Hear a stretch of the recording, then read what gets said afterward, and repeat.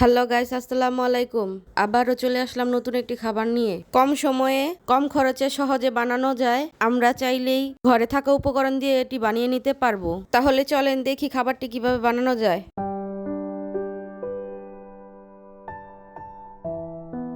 তার জন্য নিয়ে নিব আমি ঘরে থাকা মুরগির হাড্ডি গুড্ডি, দিয়ে দিব পরিমাণ মতো লবণ, মরিচ আর অল্প একটু আদা বাটা, অল্প একটু সয়া সস দিয়ে ভালোভাবে মাখিয়ে নিয়ে এটাকে 10 মিনিটের জন্য রেস্টে রেখে দিব।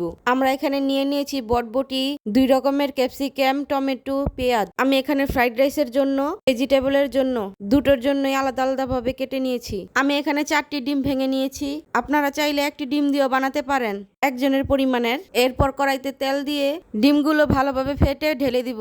ডিমগুলো ভালোভাবে নেড়ে চেড়ে ভেজে নিতে হবে, এটাকে আস্ত রাখা যাবে না, ভেঙে ঝুরি ঝুরি করে ফেলতে হবে। যতক্ষণ না ঝুরি ঝুরি হয় এটাকে ইচ্ছা মতো গুতিয়ে নিবেন, ইচ্ছা মতো গুতিয়ে গুতিয়ে এটাকে ঝুরি ঝুরি করে নিবেন।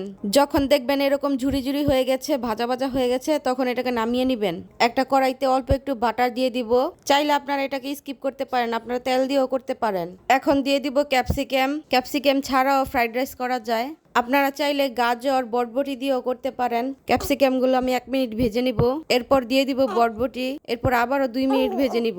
সবশেষে দিয়ে দিব টমেটো, না হলে টমেটো গুলো গলে যাবে আগে দিলে। এরপর ডিমগুলো দিয়ে ভালোভাবে নেড়ে চেড়ে আগে থেকে রান্না করা ভাতগুলো দিয়ে দিব। চিনি গুঁড়া চাল দিয়ে আমি ভাতগুলো রান্না করেছিলাম। চালগুলো রান্না করে ফ্রিজে রেখে দিবেন, তাহলে রাইসটা ঝরঝরে হবে। এবার দিয়ে দিব পরিমাণ মতো ওয়েস্টার সস, সয়া সস, পরিমাণ মতো লবণ। সয়া সসে লবণ থাকে, তাই পরিমাণ মতো লবণটা বাড়িয়ে কমিয়ে দিবেন। এবার এটাকে ভালোভাবে নেড়ে চেড়ে মিশিয়ে নিব। যতক্ষণ না মেশানো হয় ততক্ষণ মেশাতেই থাকবো। মেশানো হয়ে গেলে এরকম ভাজা ভাজা হয়ে গেলে নামিয়ে নিব। এরপর একটা বাটিতে 200 গ্রামের মতো ময়দা নিয়ে নিব, দিয়ে দিব লবণ, গুঁড়ামরিচ। এবার এটাকে ভালোভাবে মিশিয়ে নিব। এরপর চুলায় একটা কড়াইতে অল্প একটু তেল দিয়ে পেঁপে, বটবটি, পেঁয়াজ আর ক্যাপসিকাম দিয়ে দিব। তারপর এটাকে ভালোভাবে নেড়ে চেড়ে 2 মিনিটের মতো ভেজে নিব।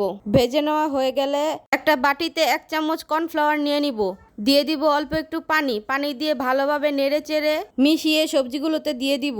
এবার এটাকে ভালোভাবে নেড়ে চেড়ে দিয়ে দিব 1 চামচ সয়া সস, দিয়ে দিব 1 চামচ গুঁড়ামরিচ। আমি অতিরিক্ত ঝাল খাই তাই দিয়ে দিয়েছি, এটা অপশনাল, আপনারা চাইলে নাও দিতে পারেন। এরপর চুলায় একটা কড়াইতে তেল দিয়ে দিব আগে থেকে ময়দা রেডি করে রাখা আর ম্যারিনেট করা মাংসগুলো ময়দা দিয়ে ভালোভাবে মাখিয়ে নিয়ে একটা একটা করে তেলে ছেড়ে দিব। চুলার হিটটা প্রথম দিক দিয়ে বাড়িয়ে দিব, এরপর হালকা বাদামি কালার আসলে কমিয়ে দিব, আর না হলে মাংস ভিতরে কাঁচা থেকে যাবে। চুলার হিটটা লো থাকলে মাংসটা ভালোভাবে ভাজা হবে। এই দেখুন মাংসটা ভালোভাবে ভাজা হয়ে গেছে। এবার ছাঁকনির সাহায্যে মাংসগুলো তুলে নিব। ভালোভাবে তেল ঝরিয়ে তুলে এটাকে আপনাদেরকে পরিবেশন করে দেখাচ্ছি। তৈরি হয়ে গেল fried rice, chicken fry, vegetable. দেখুন, ঘরেই যদি রেস্টুরেন্টের মতো খাবার তৈরি করতে পারেন তাহলে রেস্টুরেন্টে গিয়ে শুধু শুধু টাকা খরচ করা লাগবে না। আমি তো এখন রেস্টুরেন্টে যাওয়া ছেড়েই দিয়েছি, যখন ইচ্ছা তখন ঘরে বানিয়ে খাই। আল্লাহ হাফেজ।